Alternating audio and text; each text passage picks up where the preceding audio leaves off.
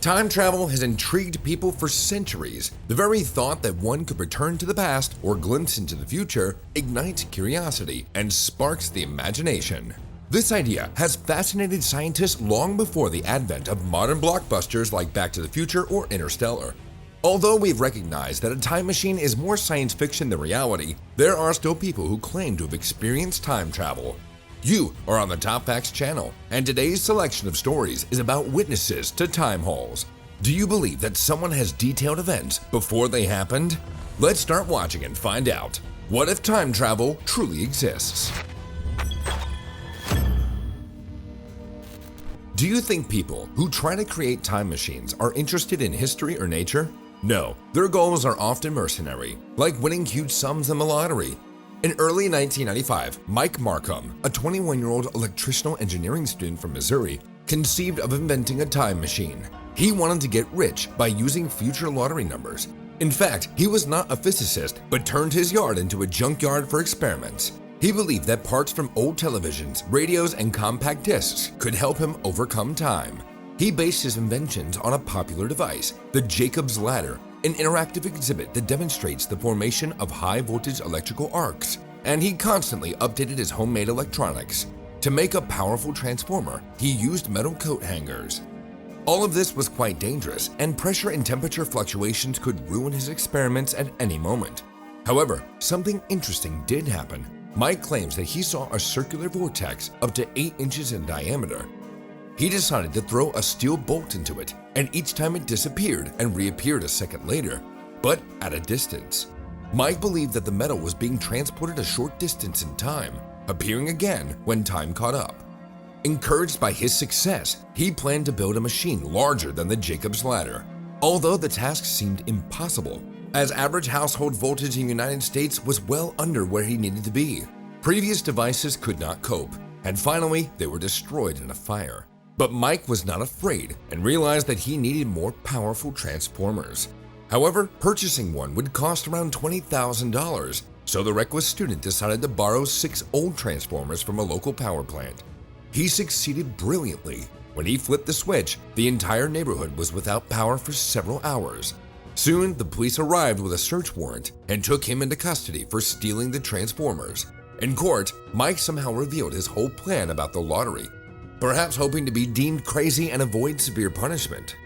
After being released from jail a few months later, Mike became a local radio star with his stories of the disappearing bolt and bold ambitions to create a time machine and establish a research center.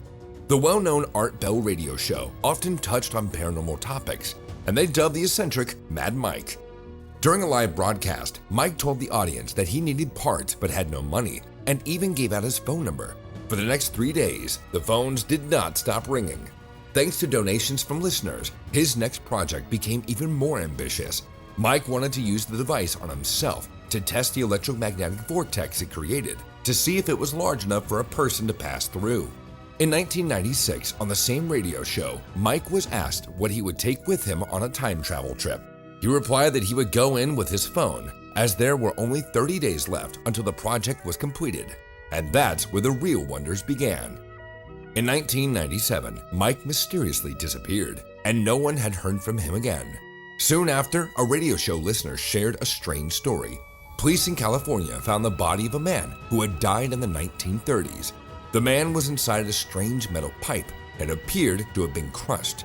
Next to the body was an object resembling a cell phone. How could that have been in the 1930s? Rumors began to spread that it could have been Mike. However, Mike seems to have reappeared online in 2022, debunking the hypothesis. Moreover, there were reports that he gave his third interview on a local radio station in 2015. In February of that year, a user named Real Madman Markham, the genuine Madman Markham, posted the following message on a paranormal blog. Rumors say I died during time travel. Whoever spread them, know that it was not me found in California, but some schoolboy. When asked about his intentions regarding the time machine, he said, "For now, the project is stalled until I get the inverters." Although fans urged him to provide proof that he was the real Mike Madman, they received nothing. So it remains a mystery whether Mike is alive. Some believe that he simply changed his name and decided to live a quiet life away from the hype. Others believe that the time machine experiment was successful. While most physicists do not believe in the possibility of time travel, theoretical science has developed some hypotheses, and scientists have concluded that it is theoretically achievable, but doubtful. Who knows, maybe we will be witnesses to the discovery when the time machine is finally invented officially. According to Einstein's theory of relativity, time is fundamentally connected to space. It is, in a way, a single entity. When particularly massive objects approach gravitational fields, they can cause time dilation. That is, a slowdown of time. This phenomenon has been demonstrated in experiments with atomic clocks on fast-moving objects or in strong gravitational fields. For those interested in time travel, the concept of a time loop or closed time-like curves is familiar. Hypothetically, there are interconnected points in space that allow objects or people to move into the past and return to the starting point. Some solutions to the general relativity question, such as Gödel's metric, suggest that alternative rotating worlds exist. However, the theory's assumption of interference with the past has generated many accompanying problems and time paradoxes. The most famous of these is the grandfather paradox. This is a thought experiment in which a person goes back in time and kills their grandfather before their parents are born, making their own birth and thus time travel itself impossible. All illogical conclusions are attributed to paradoxes, and they require careful study. Physicists from MIT have created theories that suggest the use of quantum teleportation. They wanted to understand what a time traveler can do and cannot do. However, these formulas remain theoretical. Today, more and more scientific hypotheses confirm that other universes parallel to ours are possible. The most controversial scientific theory is the multiverse theory. Have you ever thought about the true size of the cosmos?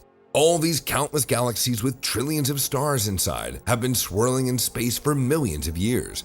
When studying models of the universe, scientists tried to calculate its circumference and found that it could be 4,355,000,000 miles long. Although some scientific theories have confirmed the ideas that there are worlds beyond our own, parallel or remote from it, they have not proven the possibility of leaving the limits of what we see in the physical time in which we live in. Ideas of multiverses and parallel universes are often discussed along with such important scientific theories as string theory and the Big Bang theory. String theory suggests that elementary particles found in our four-dimensional space-time are merely vibrations of cosmic strings in an 11-dimensional space. It's important to note that these concepts do not support the idea of traveling between different worlds. From the perspective of physics, it seems largely impossible. Let's first consider such obstacles as energy requirements. Modern technology has not yet reached the level to travel at or faster than the speed of light. Most time travel theories pose the need for negative mass or energy, but neither can be found in our universe. We cannot imagine what negative matter is, and the very concept implies that there must be a storage for all these antimatter. Another paradox arises. Nothing must be stored in nowhere, yet we live in a material world. We know very little about dark energy and dark matter because we are armed only with the idea of quantum gravity. We have no confirmations and our knowledge is limited, understanding inaccessible. When it comes to time travel, we face concepts in energy we cannot even comprehend, let alone use. It's all much more simple in the movies, where the heroes jump into a time machine and enter the destination date. Have you heard of the mysterious case of Sir Victor Goddard? Air Marshal Sir Robert Victor Goddard accidentally transported himself 4 years into the future. In 1935, he served as a squadron commander and was tasked with inspecting a deserted airbase in Scotland near Edinburgh.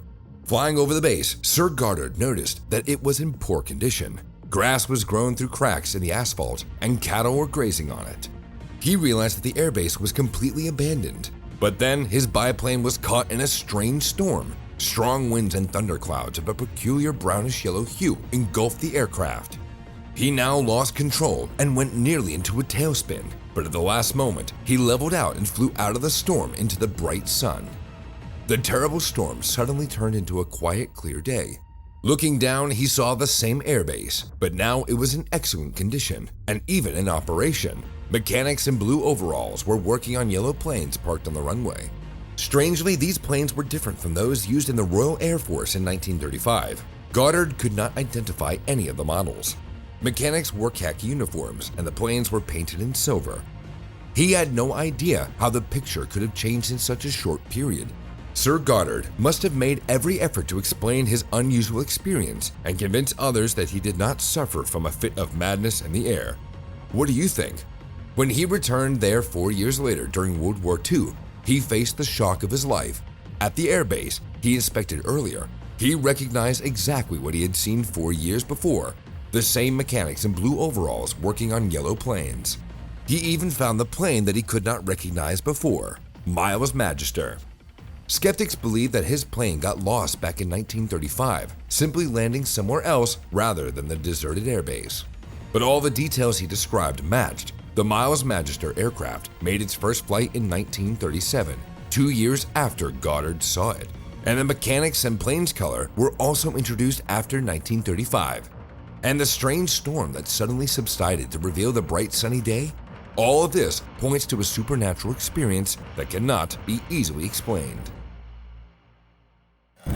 Sir Goddard was not the only person who claimed to have accidentally traveled through time. 3 people claimed to have seen a guest from the past. In 1988, Strange magazine published an article by Ken Moe titled Time Traveler. On October 20th, 1969, a man with the initials LC and his business partner Charlie were driving along Highway 167 towards Lafayette, Louisiana. It was a beautiful day. The clock read 1:30 p.m. They rolled down the windows in their car and enjoyed the breeze on the open highway. Suddenly, they noticed a slow-moving car approaching them, resembling a turtle in shape. Upon closer inspection, they realized that the retro car only looked like an antique, but it was in brand new condition, like a showroom piece. On the orange license plate, the date was 1940. It became obvious that such an old car was not legally allowed on the road, except perhaps for special ceremonies. Even most interesting was the fact that the car was driven by a young lady in a strange outfit. She was dressed in a vintage 1940s dress, a hat with colorful feathers, and a fur stole. In 1969, people no longer dressed like that.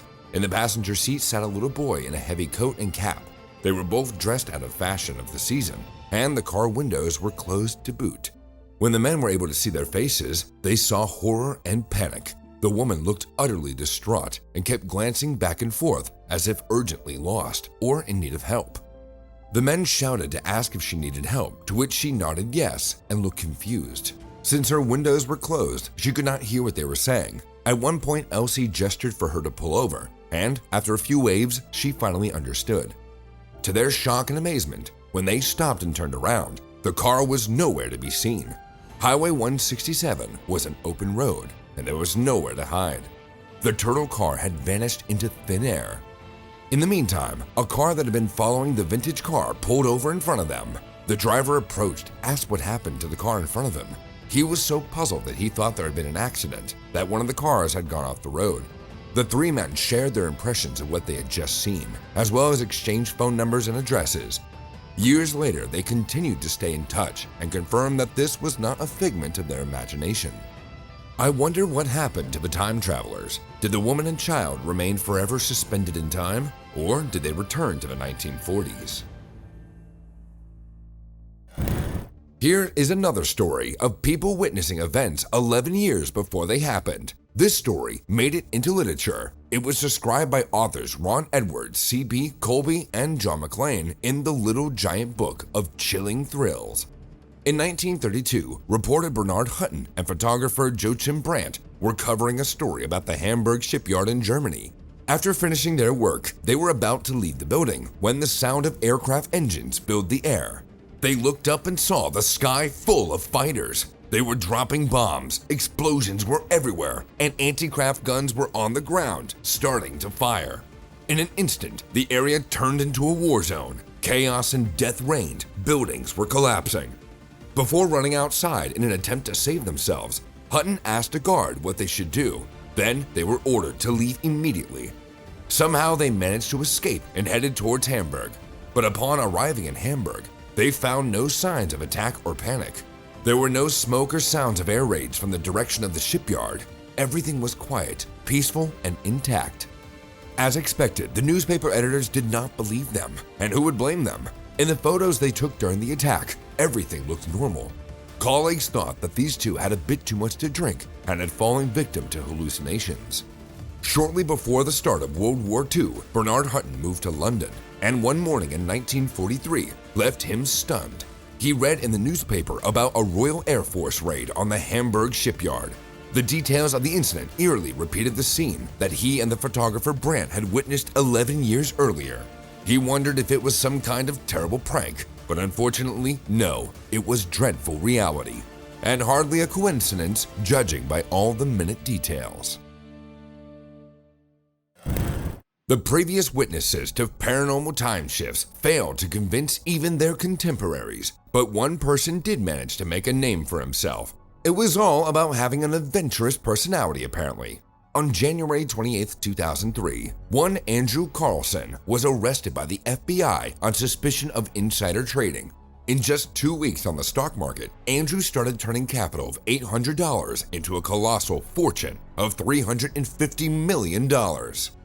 In total, he made 126 high-risk trades without losing a single penny. It seemed like everything he turned to gold, like the legendary greedy Greek king Midas. It was impossible to achieve such a profit on the stock market, and the Securities and Exchange Commission became interested in him. Andrew was charged with fraud and insider trading. During the FBI interrogation, the case took an unexpected turn. Already in prison, Andrew claimed that he was an alien from the year 2256 and asserted that he knew the exact stock market predictions. Sounds like a joke with a sports almanac from the trilogy of Marty McFly. Mr. Carlson also assured that he could prove his time travel abilities. He supposedly knew the exact location of Osama bin Laden and the effective cure for AIDS. Naturally, the police did not believe his stories. Whether this guy was joking or lying, he immediately disappeared after being released on bail. Despite numerous efforts by the feds, all searches turned up empty. You might just say that this con man forged a passport and fled to the Cayman Islands, as all con men do. But the most interesting thing is that he appeared just as mysteriously in the early 2000s. Before that, there were no records or documents of his childhood and life, no birth certificate, no school records, no medical files, no driver's license, nothing. The man came out of nowhere and disappeared into nowhere. He failed to convince the investigators, and even if he had forged documents, they were supposedly using biometrics by then. Or were they not? Many agreed that he was just born a con man who managed to fool everyone. One interesting fact breaks the hypothesis. Andrew correctly predicted the exact date of the US invasion of Iraq. What do you think about this? I have a question. If he was going to take his money with him to the future, how would he do it? Let's figure out in the comments. Feel free to share your thoughts. This is how our episode about time travel turned out. If you liked it and want to see the next part, something similar, write about it in the comments. Like and subscribe to the channel. And very soon, a new episode on another interesting topic will be released. In the meantime, check out one of our previous videos.